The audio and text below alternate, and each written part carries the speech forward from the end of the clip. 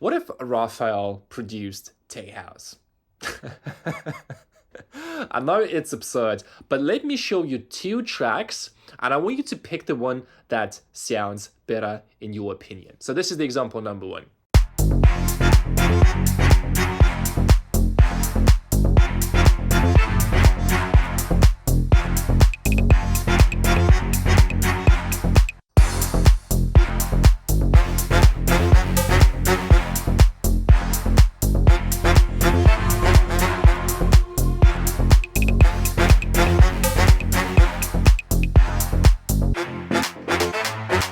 So recently I've been working with my one-on-one clients in my coaching program, and I started using mid-side EQ, and it's been one of the best tools for achieving deep, wide, clean, and powerful 3D mix. And those two examples are a clean representation of how powerful mid-side EQ can be in your mixes. And in this video, I'm going to teach you a framework that I developed that I call the Fresco frequency framework. And to illustrate how to use mid-side EQ in music production, I will use one of the masterpieces from Raphael that is called the School of Athens. And it represents mid-side EQ so well. So that's what we're going to cover in this video. For those of you who are new to the channel, my name is Vlad and I create superstar music producers. If you're interested in working one-on-one with me on your music and you want to learn more about my coaching program, feel free to book a call with me. All the links down below, or you can DM me on Instagram as well. And without further talking, let's get straight into the video. So the first thing that I want to talk about is what is stereo and mid-side EQ. In simple words, stereo is basically a difference between the left and the right channels. Let me go back and put the mid-side EQ on my master channel just to show you what just the side information looks like, right? So not looks like, but sounds like. So right, if we do the mid and we completely just cut the mids, right? So this is how everything is going to sound.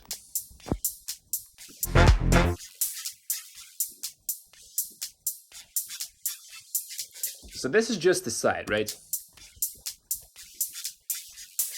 And if we listen to this is the mids.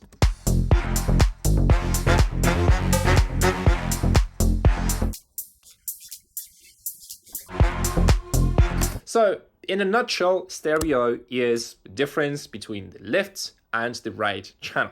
So the next diagram that you can see on the right, I schematically illustrated a couple of sounds in the mix. So I'll explain just in a second. So mid-side EQ allows us to process them independently. So let me break this down for you.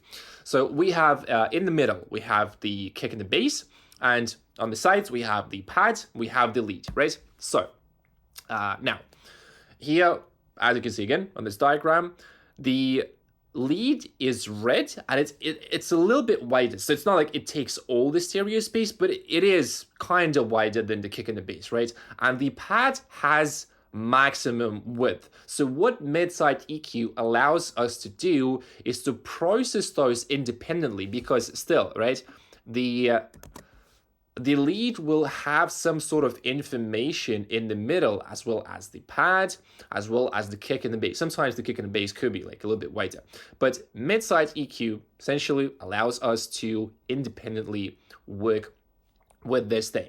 So now, without further talking, let me show you the framework that I developed for this video, which I call the Fresco frequency framework. So I want you to look at the plans in this painting. So we want to look at the foreground, the middle ground, and the background. So on the foreground, you can see there are people. And what I like in particular about this painting is the definition and the details. It has so many details. Every single person is just so well drawn, right? So looking at the people in the foreground, I instantly think about the drums, leads, and the upfront sounds. So this is basically how we can use EQ to make sure that there is definition and we can hear every single detail in the mix. So now let's jump back to Ableton and I'm gonna show you, let me go back here. And I just want to play you the drums the kick and the bass. And let me enable, I think, yeah, everything is enabled on the groups. So let me play you the drums. And I did a bit of EQing on the drums. And this, it will help us with the definition, with the clarity on the drums. So what we can do right now is let's take the Real Phones plugin. And what we're gonna do now is we're just gonna listen in the in mono, basically. So we can take, for example, this one, yeah, and let's do just the mono, right? So these are the drums without the EQ. So try listening to how it sounds, right? So I will mute the EQ here. It's still pretty good.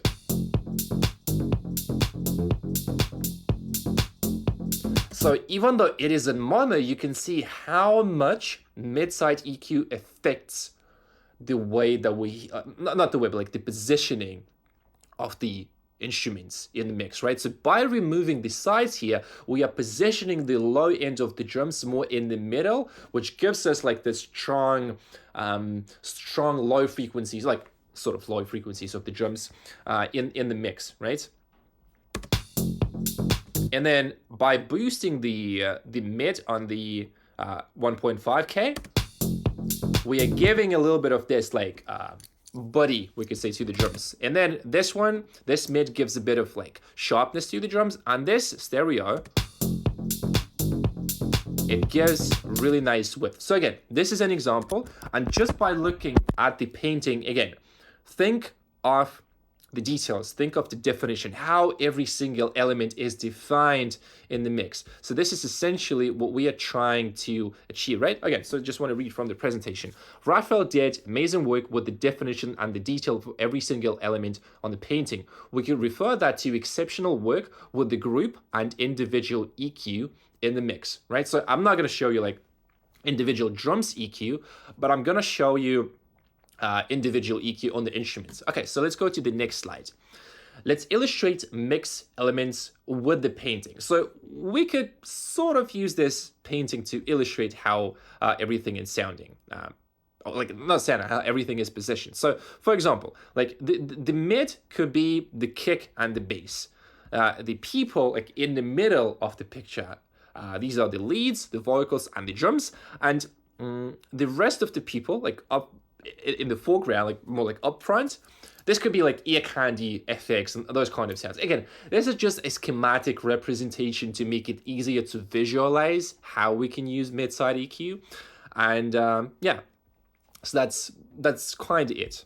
So now if we go to the next slide, I think I did a bit wrong here.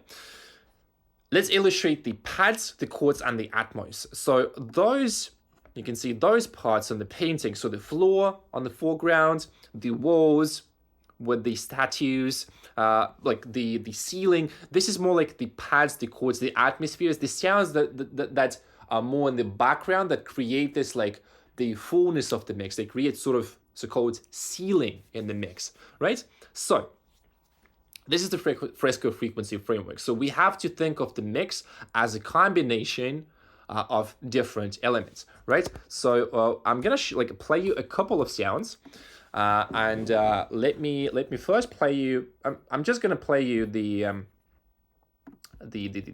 atmospheres. So this is gonna be the atmosphere. Let's not do the. So just listen to how it sounds and try to illustrate the same picture, the School of Athens in your mind. So try to imagine where you would position this sound. It is really wide, it is really spacey. So for me, if we go back, that would be like maybe the ceiling, the statues, so something like that, right? It's more like the background sound. So yeah. So this is the background sound. Now, before we jump into like the settings on the individual EQs, let me show you now one of the main leads, which is going to be this instrument.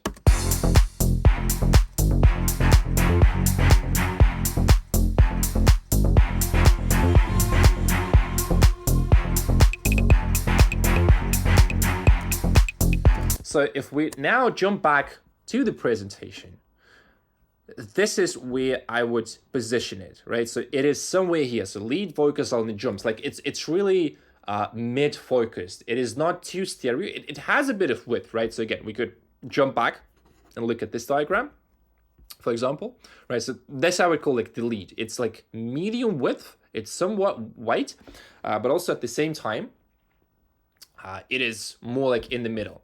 So let me add more elements just one by one so we can analyze those. We have another one which is going to be another atmosphere. So try to listen and like observe how you feel and where you would position the sound on the painting.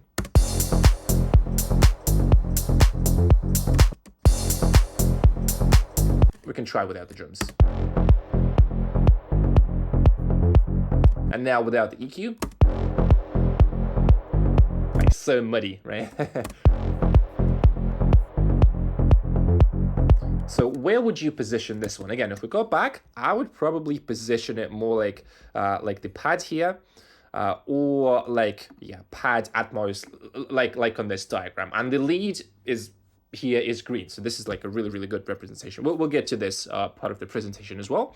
But yeah, okay. So let me demonstrate some of the other sounds. So we have some brass, which sounds like this. So. And let's play together with the cello.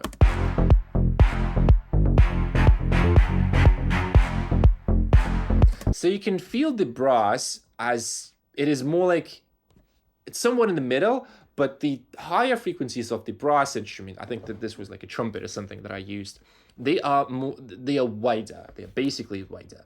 So if I bypass the EQ on those two sounds,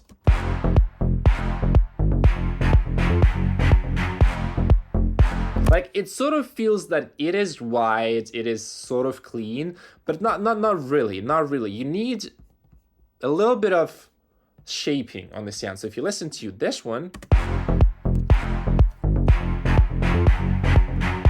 and then again,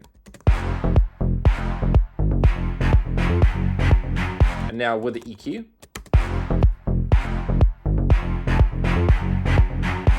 I will show you the settings soon, but yeah, that's the thing. Then we have the saxophone. And then again, I could do this without the EQ. So the saxophone becomes, it starts to take the frequency, like the stereo or the mid frequencies, depending on the characteristics of the sound. It starts to take space in the mix, right? We don't want that. So the ultimate goal with mid-side EQ is basically to address specific frequencies, right? With the mid and with the side. Because if you just do the stereo EQ, yes, that's cool, that works, but with mid-side EQ, there's so much more flexibility in the way that you can shape the stereo feeling of the mix. So how to use this in real life? So if you look at this diagram now, what I could say is that you have to think strategically, but I'll give you a framework, so don't worry. It's more like about the mindset.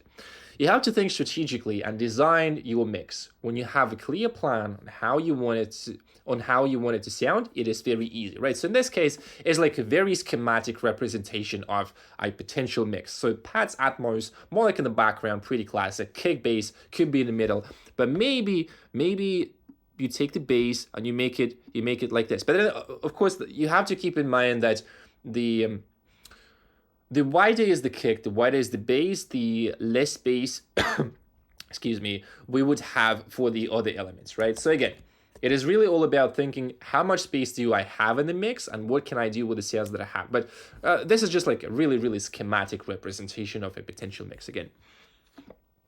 How to position instruments in the mix with mid-side EQ. So here is again a beautiful handwritten organic kind of diagram, and it shows how to use mid-side EQ, right? So we have the width. You can see the width basically goes up. So we have the low part of the mix, we have the mid, and we have the highs. Let's start with the low. So usually you would want to have the low parts, low frequency, the bass frequencies of the kick, the bass like drums, maybe that's a lead sound.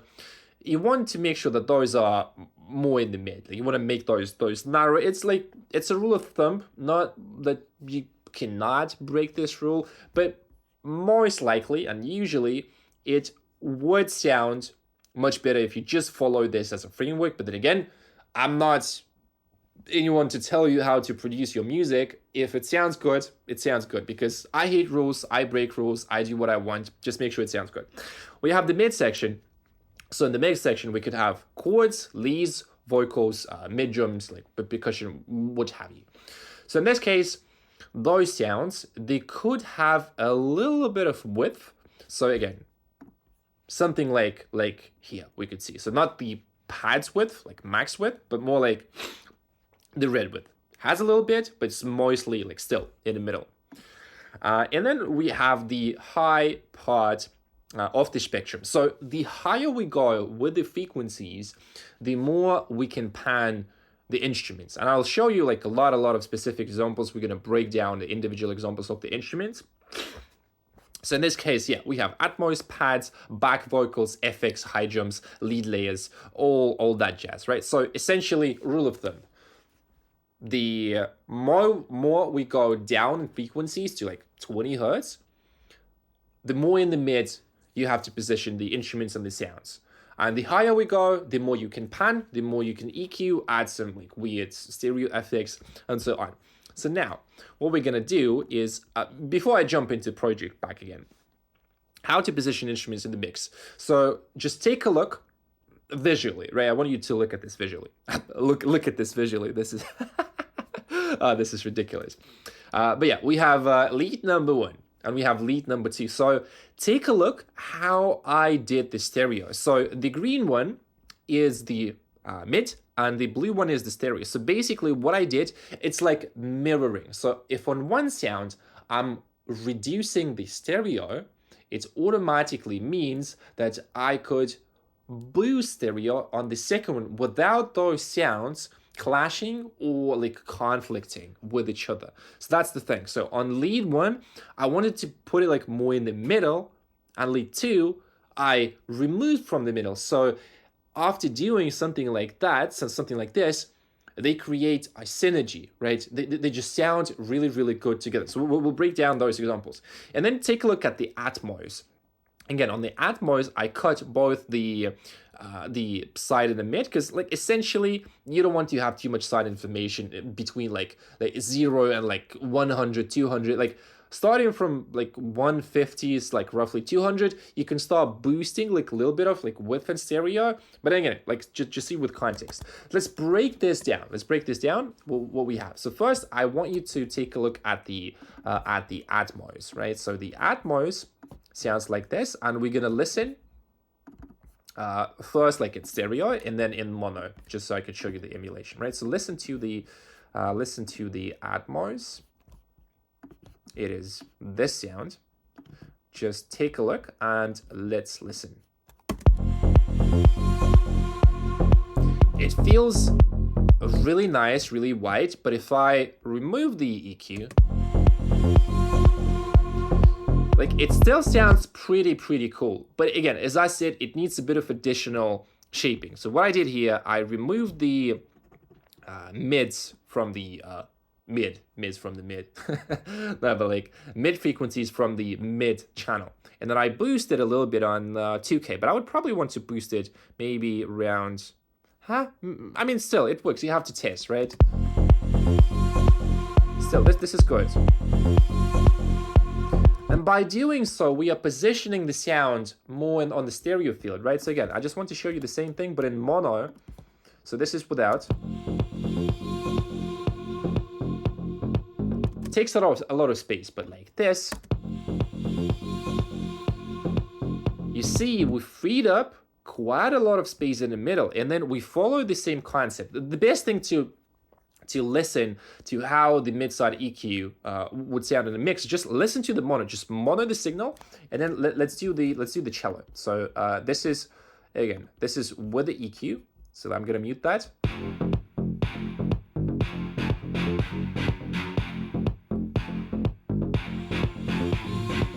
And now let's deal with the EQ.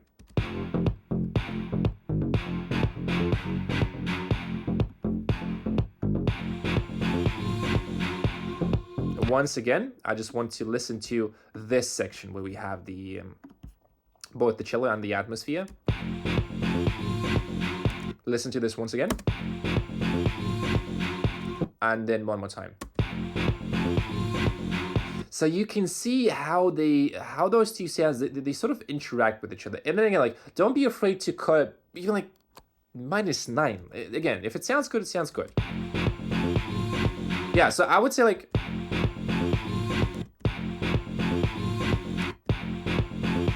even like -7, -8 sounds good in this context, right? Let's do the next thing.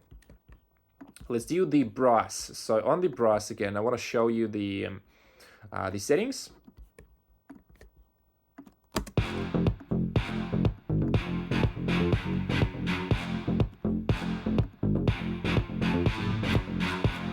Let's do without. I'm gonna listen in mono still.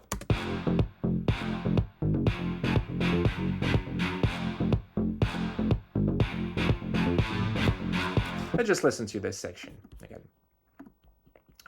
We're gonna do the medium, and then listen to this section and pay as much attention as you can to the sound. How this feels, right? One more time. And now this. Right, you can see we are carving out space in the mix with mid-side EQ. Again, I don't want to give you any like specific tips or formulas. Like in every single video, I just try to teach a big idea instead of giving like, oh, like do this and do that. No, like you have to listen, you have to be critical. I'm not gonna give you a framework, like cheat code, right? I'm giving you the tools, but you have to learn and you have to analyze. That is very important. That's like how you learn like overall, right? So this is what we can do. So again, just because we cut on cello, right? You can basically mirror. So here we cut the stereo, so you can boost 2K on brass, like what have you, right? And then let's do the sax. So we can do the sax.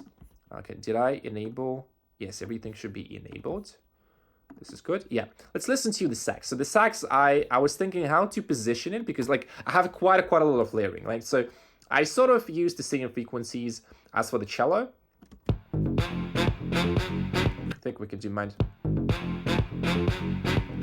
And let's do without the EQ. Yeah, you can still hear the sound in the mix, but the more sounds you have, like the more sounds that you stack on top of each other, the harder it will be to hear every single sound in the mix. So this is why we have to carve out space with mid-side EQ. You can also use left-right EQ. This is like another level. But now let's just focus on mid-side, right? So again, listen to this.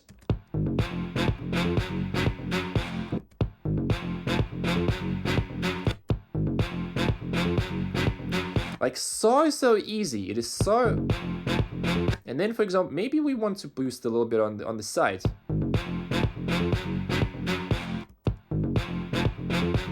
I think anywhere from like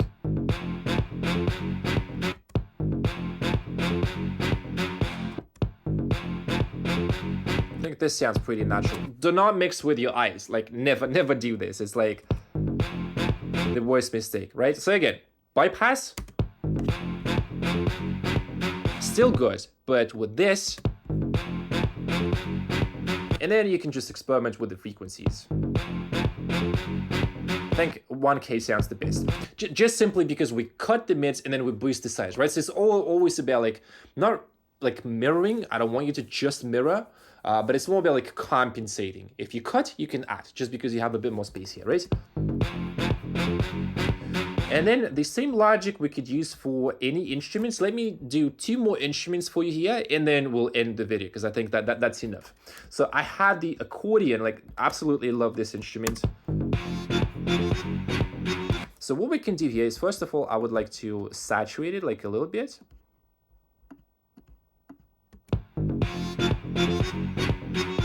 And then let's do -12.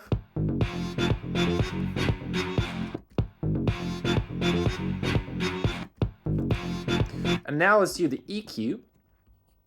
I would actually saturate after the EQ. Okay, so we can do a little cut at 60. And then natural phase. So now let's work a little bit. Where do I want to position it? So in this case, I think I just want to try to, I would say more on the side. So let's do the low shelf like this.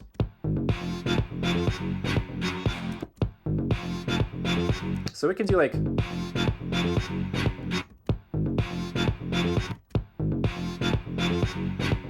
something like this. Again, you don't want to kill too much.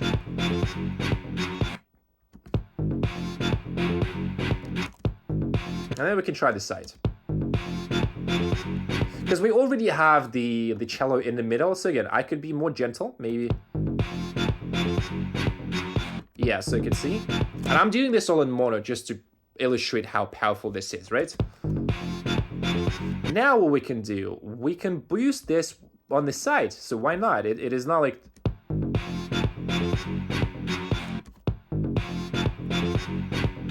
Let's find the next section. So I think this part is like really, really cool. So can we try on these sides, I think. And then let's cut on the mids, just to compensate a little bit.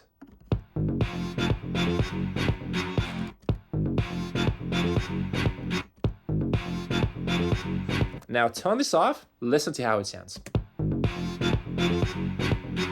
Again, it's not bad, it's okay. And then let's turn this on. So what we can do now, let's take now the stereo, and I want to do a little low shelf like this, also to eliminate all the low frequencies we have in the stereo.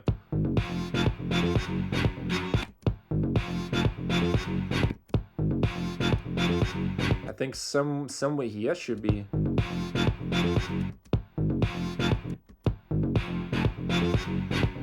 So around 135.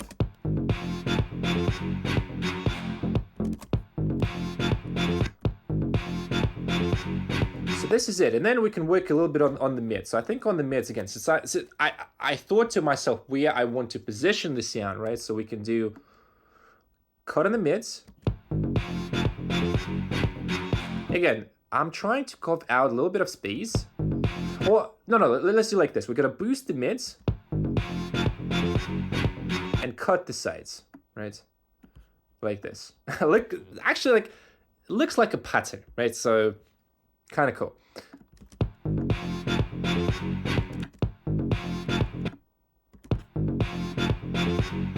And again, you want to listen to how it sounds in the mix with other sounds.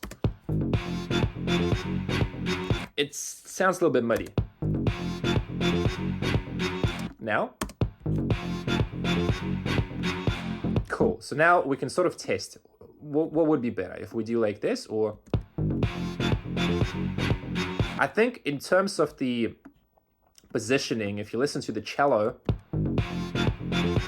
yeah, so if I'm boosting mids here, it takes a little bit of that space for the cello. So let's just rather put the accordion in the side, on the side here. And now let's turn off the mono. And then we can compensate. So it sounds a little bit weird, but then again, we can... But it's cool, like it's in stereo.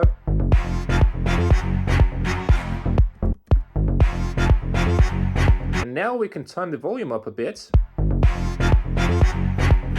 And now let's do without the EQ and the saturation, like distortion. It is drowning in the mix a little bit, as you can see, but like with the mid-side EQ. So again, just to summarize everything, here's the logic, right? So this is the overall theory, and just think about where do you want to position the sound. Do not just blindly copy the settings. Do not just, do the stuff that I do. You have to think, like you have to be analytical, and by doing so, you will achieve way, way, way better sound, right? So then again, just, you can look at the picture, like the Fresco frequency framework, cool name, right? Look at the picture and just try to imagine where you would put the sound and like how much sort of real estate it has to take, or it needs in the context of the mix. And that's going to be it, right? So again, now let's do everything in stereo. Like I want in stereo, but on the speakers. So without, this is without. It is sort of there. So even though, like, it's quite surprising, even though that I cut quite a lot of mid information on the accordion, just listen to how clear and how, like, you can pretty much just define, you can hear the sound in the mix. Now let's do it with the drums. Let's make it a little bit harder. I think the drums are kind of too loud.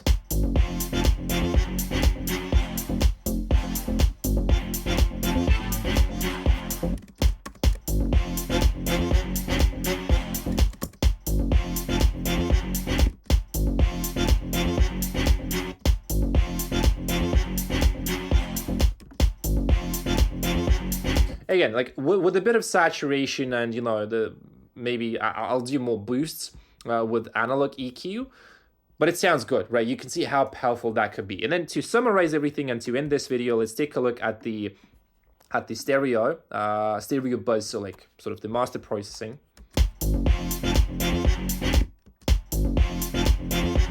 I wouldn't do like a lot here.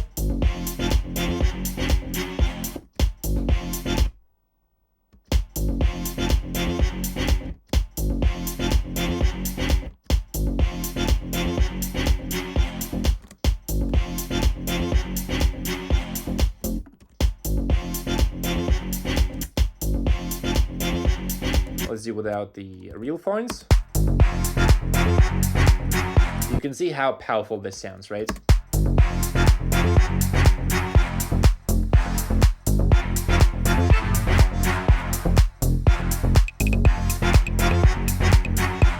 So that's it. That's it, guys. I hope that you liked this video. I hope that you liked the metaphor.